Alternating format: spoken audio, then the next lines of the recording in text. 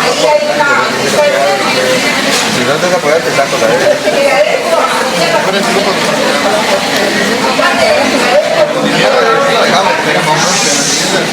Yo necesito que ya el próximo día me entreguen los listados y los temas distribuidos, por favor. Ya no puedo entregarlas ya sobre la marcha. Pero me llaman la próxima vez. Pero ya entregar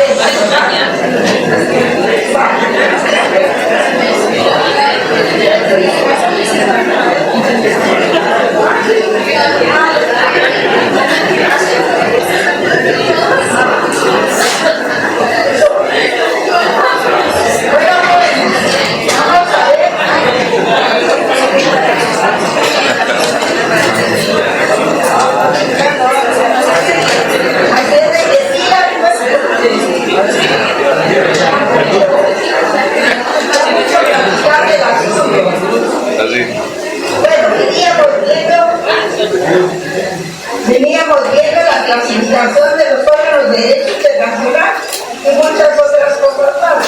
Yo espero que ya hayan bajado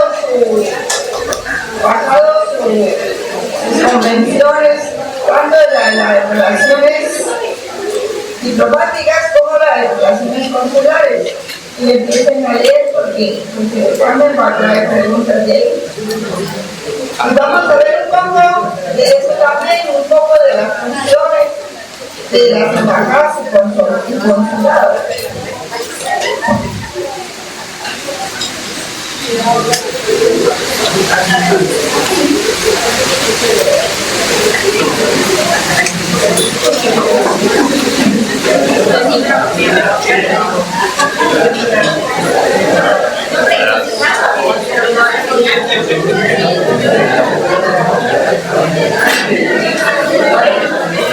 Entonces vamos a...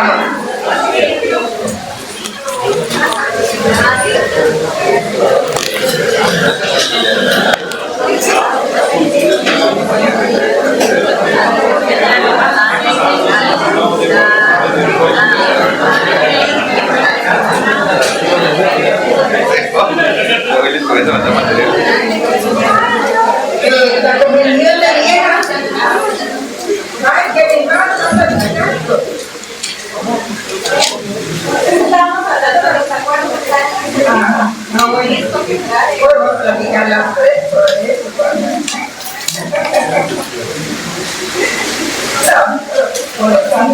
Entonces, mire, la Convención de Viena sobre relaciones diplomáticas se inició cuando ya fue firmada y ratificada, ¿verdad? Y complementada por la Convención de Viena sobre relaciones consulares. Habían dos rubros que regular ahí, tanto las relaciones diplomáticas como las relaciones consulares. Entonces, en el preámbulo, la Convención proporciona su fundamento en el principio de igualdad, ¿verdad? Se basa en el principio de igualdad.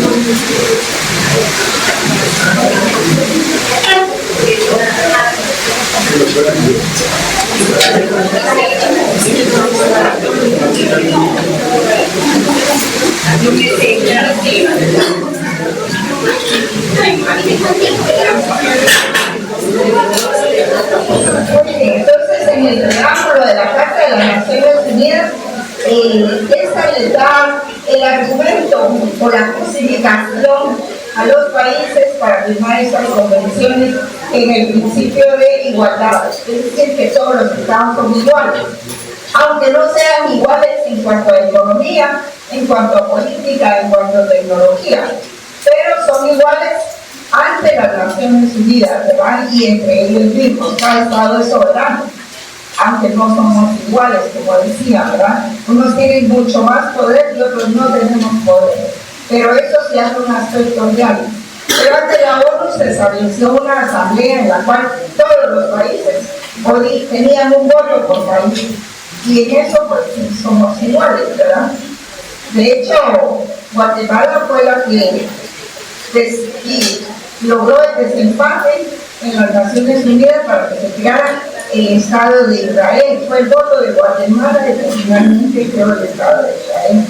Ahora, como ya han habido masacres y todo eso con relación al Estado palestino, si todos los países votan en contra de esas masacres, pues ni modo que Guatemala no va a ser solidaria para apoyar a esos países también, ¿verdad?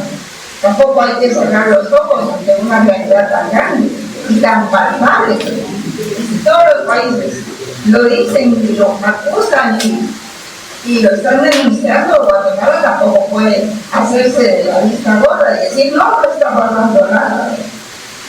Entonces ahora pues, el voto condena a Israel, también el de Guatemala. Entonces tenemos que el principio de igualdad aporta también la justificación de que todos los países puedan votar en la Asamblea de Naciones Unidas.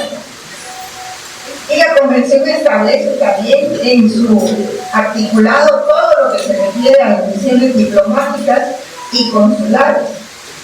Y también define lo que es el principio de extraterritorialidad que les escribía ya, la inmunidad y los privilegios que garantizan la estabilidad de los diplomáticos, ¿verdad? De los diplomáticos en el exterior. Y por ejemplo, ¿cuáles serían las funciones de las embajadas? Tenemos que en un primer artículo se define lo que es el jefe de misión y los miembros de la misión y se proporcionan los nombres de todo el personal que forman parte de la misión internacional que se compone la misión. Cuando un embajador se va a otro país, digamos, el país que lo envía es el Estado acreditante y el país que lo recibe es el Estado receptor. Entonces, por ejemplo, si Guatemala manda a sus embajadores a otro lugar, entonces tiene que dar los nombres de todos para que se les dé el estatuto de diplomático, pero sobre todo del embajador, y el embajador puede llevar a su familia, puede llevar a su personal de servicio, a su personal de jardinería, los que le limpian los carros, y todo, ¿verdad? Y todos se pueden ir en esa misión diplomática. Luego, en el artículo 2 define las relaciones diplomáticas y el mutuo acuerdo entre Estados para establecer misiones permanentes. Misiones permanentes es como, por ejemplo, la existencia de las embajadas aquí en Guatemala, de México, de Estados Unidos, de Canadá, de los países europeos, etcétera, de todo, ¿verdad? Siendo el mutuo acuerdo una de las formas habituales en que se origina la costumbre internacional y se establecen sus principales funciones. Por ejemplo, representar al Estado acreditante y el Estado receptor. Ya quedamos claros cuál es el Estado acreditante y cuál es el Estado receptor, ¿verdad? Proteger en el Estado receptor los intereses del Estado acreditante y los de sus nacionales dentro de los límites permitidos por el derecho internacional. Sí, por ejemplo, de todo lo que sucede en Guatemala, pues todos los embajadores informan a sus respectivos países qué es lo que está pasando en Guatemala. Todo. Lo que es política interior, todo eso lo informan. Porque es necesario, y para eso son los embajadores, ¿verdad? También pueden negociar con el gobierno del Estado receptor. Hay algunas cosas, por ejemplo, horas o cuestiones así, y eventualmente se puede prestar alguna asesoría de un país extranjero. También enterarse de todos los medios, por todos los medios lícitos, de las condiciones y la evolución de los acontecimientos en el estado receptor e informarle también a su gobierno, ¿verdad? Son las embajadas, también los consulados, son los ojos y oídos de un país enorme. Por ejemplo, la embajada de México, para aplicar un país cercano, pues tiene que informar a su gobierno qué es lo que está pasando en Guatemala. Igual de Estados Unidos o de Brasil o de cualquier otro país. Y fomentar las relaciones amistosas y desarrollar las relaciones económicas, culturales, científicas entre el Estado acreditante y el Estado receptor. Pueden también negociar tratados y convenios siguiendo las instrucciones del Estado que representen. Sí, y eso se ve todos los días. Cuando veamos el tema del derecho de los tratados, vamos a ver quién negocia, cómo se llama el que negocia los tratados, qué mayoría necesitan para poder votar por un tratado, en fin. ¿Qué problemas pueden tener los tratados también? Pueden tener problemas de movilidad, pueden contener errores que den lugar a la inaplicación de los tratados, pueden tener también problemas en la redacción. En fin, hay muchos aspectos que se ven en este. El mismo artículo 3, en su segundo párrafo, prevé que ninguna disposición de la Convención sobre Relaciones Diplomáticas se interpretará de modo que impida o que limite el ejercicio de las funciones consulares de la misión diplomática. Y les voy a contar una cuestión. Cuando un país rompe relaciones con otro, inmediatamente lo que pasa es que la embajada sale del país receptor y se va, rompe relaciones, ¿verdad? Como pasó con el problema de la embajada de España en Guatemala. España rompió relaciones a raíz de ese asesinato que cometió el gobierno de Lucas en la embajada de España, que no obstante que era una embajada, gozaba de extraterritorialidad, empezaron a dispararle y a tirar bombas molotov, que luego ellos dijeron que la activaban los campesinos, no los vecinos. Entonces, ante ese atentado grande, porque no fue atentado, fue un ataque directo, ¿qué pasó? España rompió relaciones con Guatemala.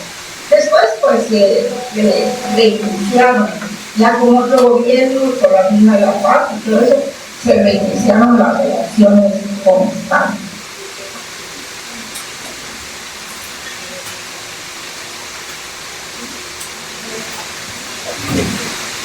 También un jefe de misión puede ser acreditado en 2 o más misiones diplomáticas. Si, por ejemplo, por limitaciones de dinero no se puede establecer una embajada en cada país, pues entonces un diplomático puede hacer las veces en 2 o 3 misiones diplomáticas. Por ejemplo, si Centroamérica, que son 5 países, 6 con Panamá, no puede pagar un embajador por cada país, entonces lo que hace es que uno de ellos es el que cumple, o probablemente será el de Colombia el que se va y representa a los 5 o 6 países, ¿verdad? Esto es perfectamente posible, sobre todo cuando se trata de misiones diplomáticas de países africanos. Yo no sé cuántos países africanos, con cuántos países africanos estamos representados, o en Arabia también. Pienso que no hay muchos. De hecho, en Estados Unidos hay un embajador que se encuentra, no sé si en Washington, y hay varios consulados. Por aquí tengo un cuadrito. Dice: Guatemala tiene relación con 155 países, 40 embajadas residentes en el exterior. Y imagínense ustedes, solo 40. ¿Y cuántos países son en el mundo? Más de 200, ¿verdad? Más de 200. Pero si no alcanza la plata para tener una representación en cada lugar, porque cada representación implica costos, ¿verdad? Salarios, hay una planilla, equipos y todo. Aunque el país receptor debe prestarle también, si es posible, debe proporcionarle vehículos, comunicaciones, enseres como archivos y cuestiones de ese tipo. Pero no todos los países lo hacen, ¿verdad? Y tiene 65 concurrencias. Concurrencias es que hay otros diplomáticos que la representan desde 22 países, embajadas, residentes en el extranjero. 50 países tienen relación diplomática, pero con Guatemala a través de la misión que está en Nueva York. Y ante las Naciones Unidas también, ¿verdad? Y hay 4 misiones ante organismos internacionales como la ONU en Nueva York, en la ONU en Ginebra, la OEA, la Organización Mundial de Comercio también, ¿verdad? Entonces, estas son un poco las funciones.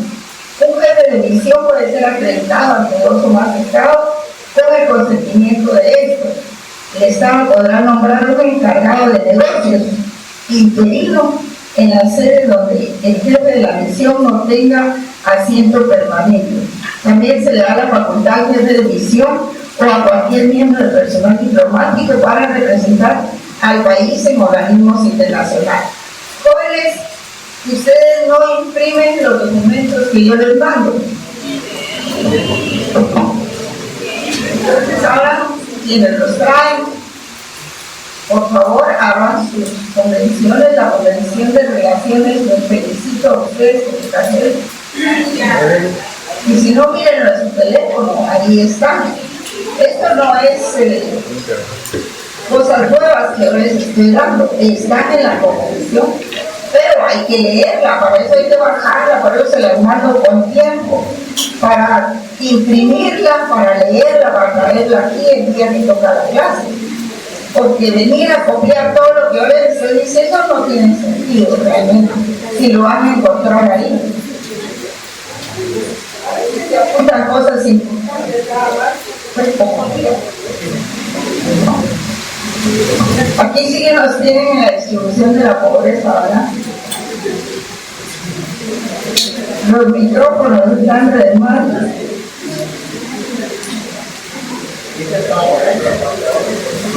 Por eso le digo, que al menos deberíamos tener un micrófono, puedo hablar con él.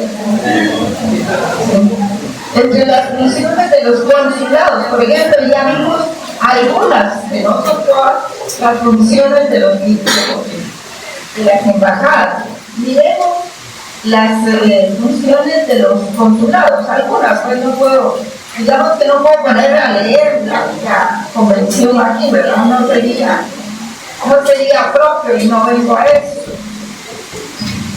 sino que, por ejemplo, funciones de los consulados, proteger en el estado receptor los intereses del estado de envía y de sus nacionales, sean personas naturales o jurídicas. Por ejemplo, si alguien tiene problemas legales en un país que no es su país, un extranjero, y lo encarcelan, por ejemplo, ¿qué es lo que hace? ¿O debe de hacer? Pues acudir a su corte. Por ejemplo, si están en Estados Unidos y tienen un problema, se le perdió el pasaporte, lo encarcelaron o qué sé yo, y no es residente de Estados Unidos, lo que tiene que hacer es llamar a su cónsul, ¿verdad? Para que lo ayude. Y por eso los cónsules dicen ahí que tienen que proteger los intereses del Estado de envía a sus nacionales, ya sean personas naturales o jurídicas. Fomentar el desarrollo de las relaciones económicas. Si no lo trajeron, no sé si lo tienen en internet, pero lean las convenciones. Una vez que veamos esta parte, no la vamos a volver a ver con. Fomentar el desarrollo de relaciones económicas, culturales y científicas. Extender pasaportes y documentos de viaje a los nacionales de su estado. Visas a los extranjeros que deseen viajar a dicho estado. Por ejemplo, si nosotros queremos viajar a Estados Unidos, ¿qué tenemos que hacer? y el consulado que utiliza, que es muy difícil que se la dé, pero lo cierto es de que es el consulado el que la debe extender. Si un Salvador, por ejemplo, si un colombiano quiere viajar a Guatemala, pues tiene que pedir. También debe de prestar ayuda y asistencia a los nacionales del Estado que envía, sean personas naturales o jurídicas. Debe actuar en calidad de notario, en la de funcionario del registro civil y en funciones similares. Sí, generalmente el cónsul es notario, se requiere que sea notario, porque las funciones que va a desarrollar es de autenticar documentos, de inscribir datos, hechos y actos jurídicos en el registro civil o en el relato. Entonces se requiere a alguien con fe pública. Actuar en representar a los nacionales del Estado que envía ante los tribunales, sí.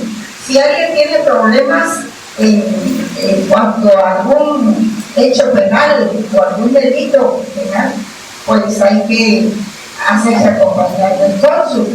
Si es abogado, puede asesorarle, y si no, puede ver quién lo ayuda.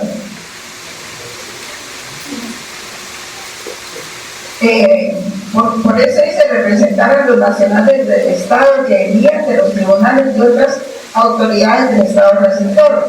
No digo que el embajador no lo pueda hacer, sí lo puede hacer, porque hay embajadas en que solo hay una persona, un embajador, y él hace las dos funciones.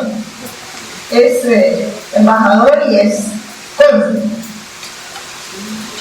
Comunicar decisiones judiciales y extrajudiciales y diligenciar comisiones rogatorias de conformidad con los acuerdos internacionales. Sí, todo eso, ¿verdad? Inspeccionar los derechos de control e inspección de los buques, aeronaves matriculadas y aeronaves matriculadas en el mismo estado que representa, también de sus tripulaciones. Guatemala pues no tiene embarcaciones, ¿verdad? Ni tiene aviones tampoco. Tenía la papaya voladora, pero la vendieron, ¿verdad? Ahora dice que es TACA, pero TACA ya no es de Guatemala, sino que es de un consorcio centroamericano, me parece. Entonces, ahora veamos el procedimiento para nombrar un jefe de misión, embajador o cónsul. Primero se consulta al Estado a dónde se enviará a esa persona para establecerlo dispuesto a aceptarla, o por el contrario, declararla no grata. O sea, si una persona se va a ir de embajador a otro país, primero lo consultan al país, le envían el currículum de esta persona, su información de todo tipo, para ver si el Estado lo recibe o no. Si el Estado no lo recibe, por ejemplo, en el caso del embajador, entonces no da el beneplácito, ¿verdad? Porque así se llama la institución que acepta al diplomático. Entonces, si la declara no grata, entonces el diplomático no puede presentarse como tal. Si está en funciones y la declara no grata, el diplomático tiene que irse inmediatamente, ¿verdad? Ustedes se estarán preguntando lo que pasó con el secretario ejecutivo de la CICIG. Ahí lo que pasa es que fue cuando empezó el lawfare, como dicen, que es la interpretación equivocada de las leyes, la aplicación equivocada del derecho, ¿verdad? ¿Qué es lo que tenemos ahorita? Todo el mundo dicta sus leyes y las interpreta como le da la gana, y si tiene poder las aplica, ¿verdad? Entonces, con la CICIG había un convenio entre Naciones Unidas y Guatemala, de manera que eso de no grato no aplicaba en ese entonces, porque si había controversias, ellos debían haber acudido al convenio que se tenía firmado entre la ONU y el gobierno de Guatemala. Nunca podían utilizar la convención de diplomacia, ¿verdad? La convención de relaciones diplomáticas. Pero bueno, lo hicieron. Si tenían el poder, se dio.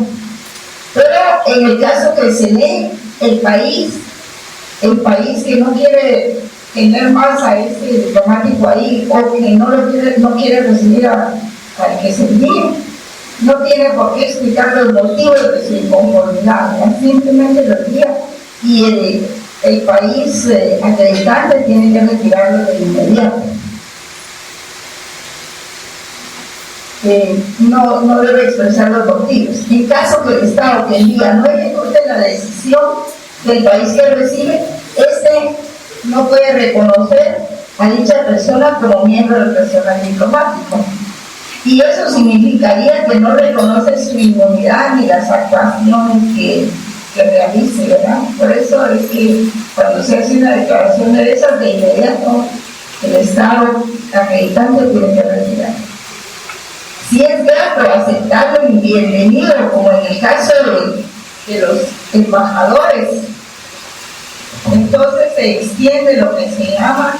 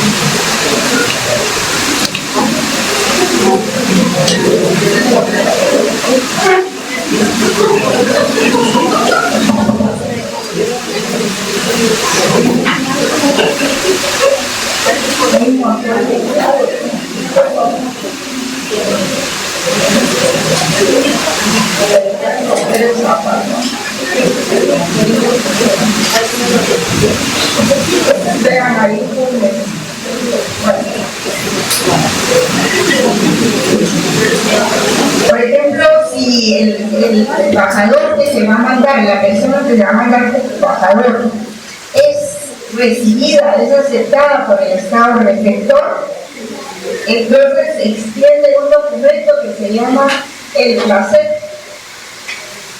Escrito en latín, ¿verdad? Placer. No el placer, el placer.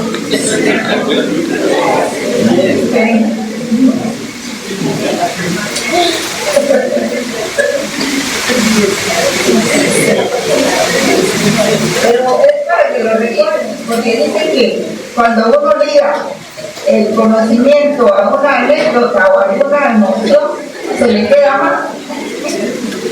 Lo aprende mejor, nunca se le olvida.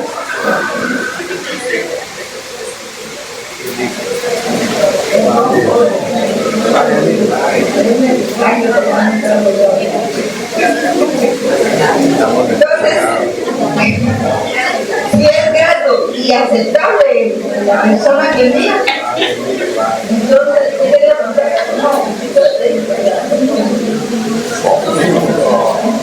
entonces el país receptor le envía el placer, o sea, el beneficio de que puede llegar sin problema, ¿verdad? O sea, la aceptación del Estado receptor. Y en el caso del cónsul, que está aquí abajo, en el caso del cónsul, se emite lo que se llama el exequatur. Es una palabra un poco rara, no sé dónde la sacaron, pero eso es lo que está en la convención, ¿verdad? Deben ser palabras en latín probablemente. Y el Estado acreditante puede, digamos, una vez que le extienden el exequatur al cónsul, lo aceptan. Ese es el documento. Entonces el Estado acreditante recibe el exequatur y entonces ya emite el nombramiento del cónsul. que también se llama atende, abatir, así le llaman también. Pero no tiene nada que ver con patente comercial, solo así le llaman. Entonces son dos mecanismos que les quería decir así despacio, porque a veces no leen lo que uno les dice y entonces después hay problemas. Bueno, tenemos también, ¿queremos descanso? ¿Un minuto? ¿Pueden levantar? Sí. Pero solo un minuto. Tengo mucho calor.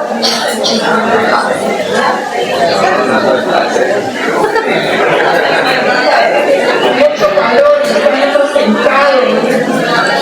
Pero qué remedio, yo me olvidé que fuera virtual todo. Ustedes no crean que yo estoy aquí porque quiero que estén.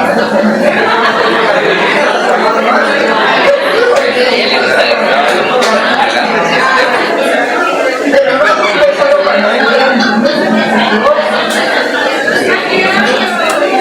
Hacer de que distraiganse un poquito, pero solo medio minuto que hagan.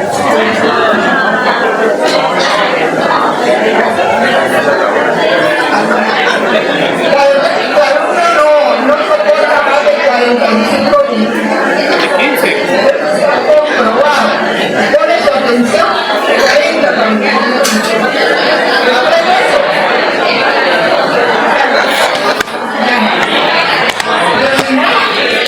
Al principio ese horario se creó por seguridad de las personas, porque estaban matando un montón de personas. No todos tenían el mismo día, no todos tenían todos los días, pero una forma de preservar.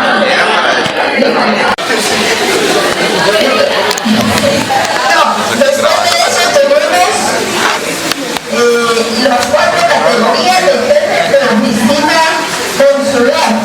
Alguien que tenga ahí la convención me lo podría decir, por favor. Las 4 categorías de jefe de la oficina consular. No tienen su internet ahí, su teléfono, ahora sí lo pueden usar. Pues no sé.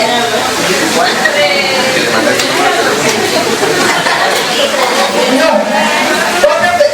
4 categorías de jefe de la oficina consular. Por favor. Cónsules, vicecónsules y agentes consulares. Muy bien, muchas gracias. Pueden ser la importancia de traer sus documentos. No que vienen aquí como que vienen a pasear nada más. Aquí vienen a trabajar, a estudiar, a leer, a compartir.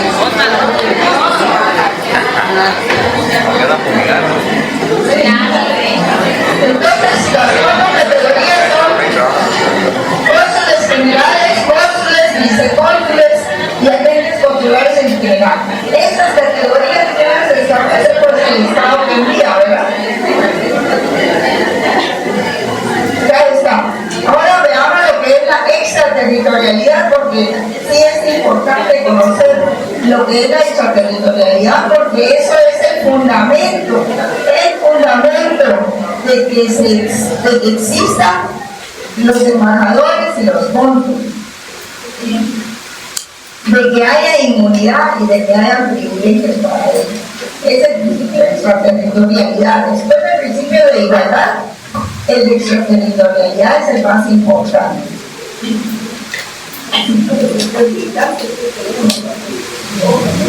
¿Por qué no habla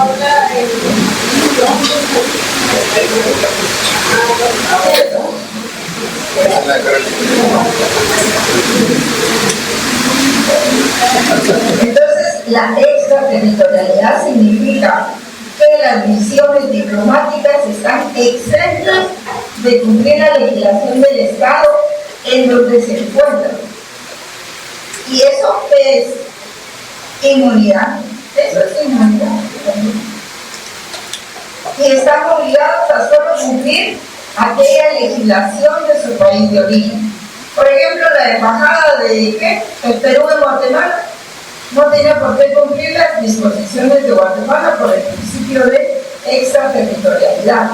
Y sus personeros, los embajadores o los cónsules, tienen derecho tienen inmunidad para que los procesen en Guatemala o que les pidan cuentas o algo así. Pero además tienen privilegios, y los privilegios son las exenciones de impuestos y de aranceles aduanales. Estos son los privilegios. No es lo mismo la inmunidad que los privilegios. Hay que saberlo distinguir. En donde se encuentren, ¿verdad? Y están obligados a solo cumplir aquella legislación de su país de origen. La inmunidad y los privilegios los recibe el agente diplomático desde que ingresa al país receptor y les son retirados desde que abandona el México. Puede ser que ya cuando si viene a pie el embajador y entra ahí de El Salvador por Jutiapa, desde ahí ya empiezan sus privilegios a cruzar la frontera, y les son retirados hasta que abandona el país. Puede ser que haya sido declarado non grato, y entonces por eso es que los tienen que retirar inmediatamente, no pueden esperar más tiempo. Y el principio de extraterritorialidad es muy importante por eso, porque además justifica los privilegios e inmunidades de que gozan los diplomáticos.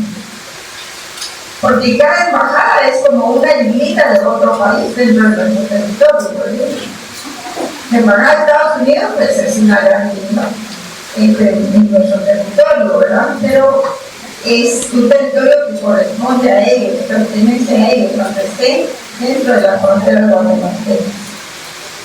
Los privilegios se refieren a los diplomáticos que gozan de exención de impuestos, exención de aranceles aduanales en la importación de sus bienes personales y los de la misión.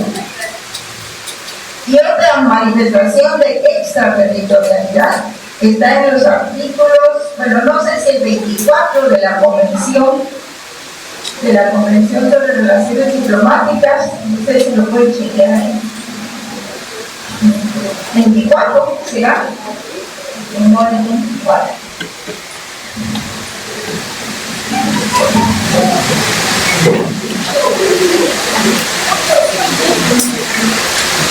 Ustedes me indican.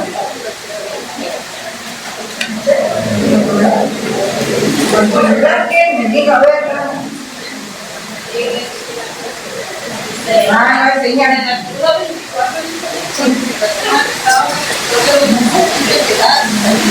entonces eso, por eso no estaba seguro.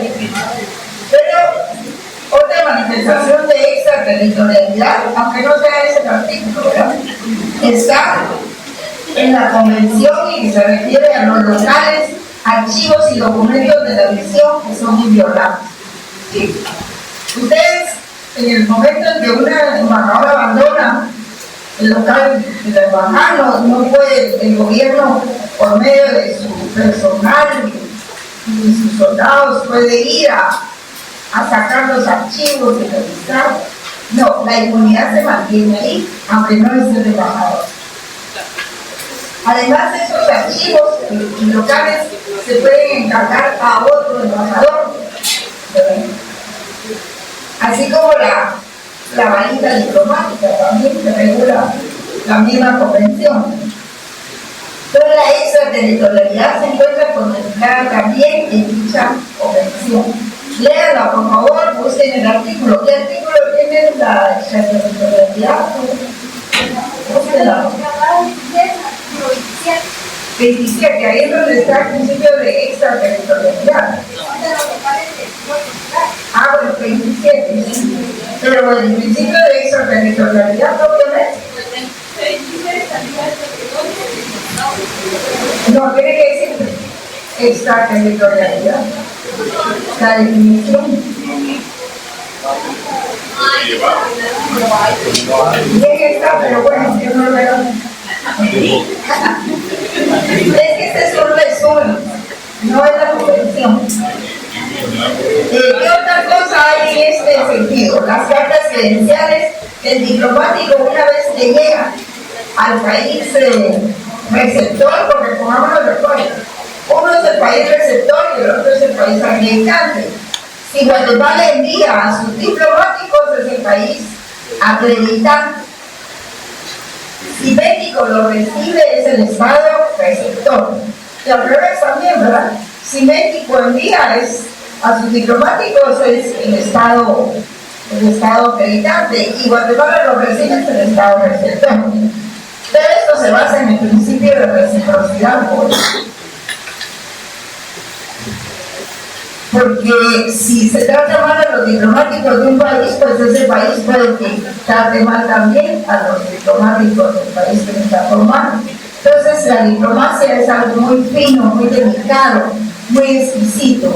No hay gritos ahí, no se levanta la voz, todo se resuelve por medios pacíficos, con buenas palabras, ¿verdad?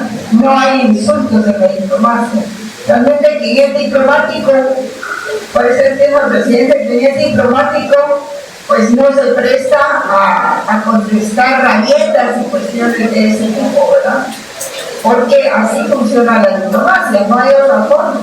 Si no, los diplomáticos ahí se pelearían y irían ganando, ¿verdad? Entonces las cartas credenciales las recibe el presidente de la República y el ministro de Relaciones Exteriores.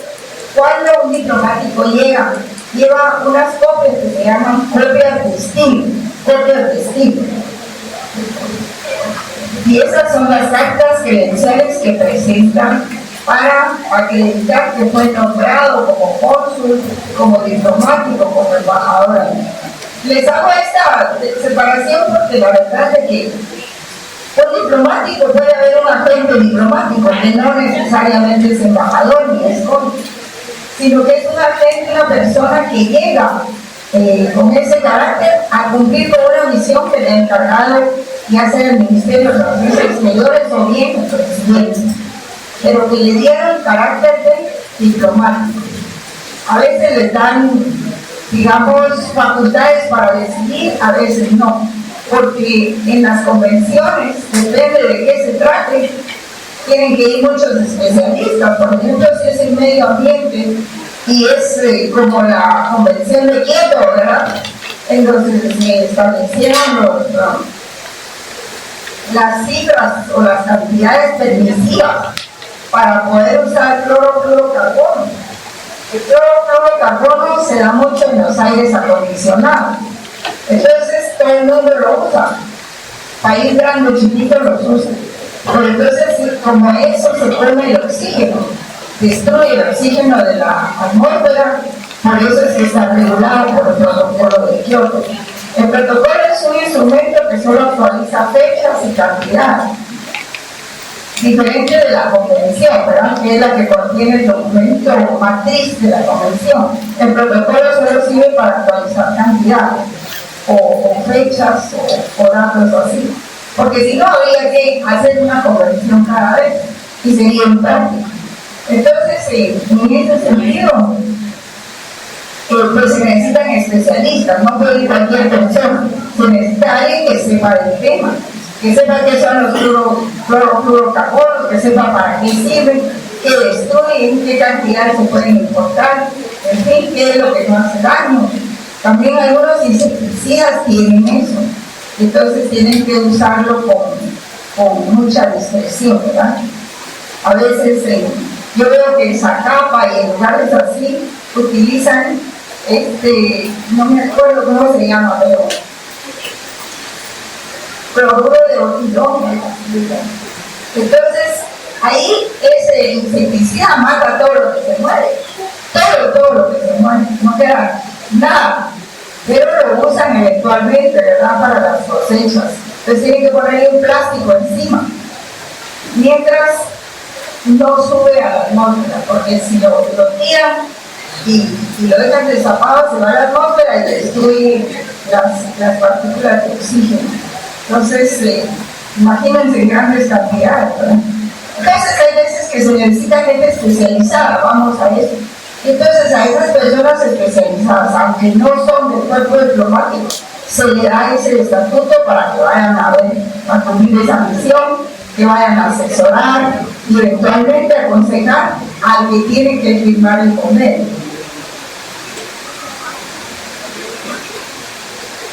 La otra cuestión es que la convención establece que el Estado receptor debe proporcionar todas las facilidades y seguridad al jefe de misión y su personal.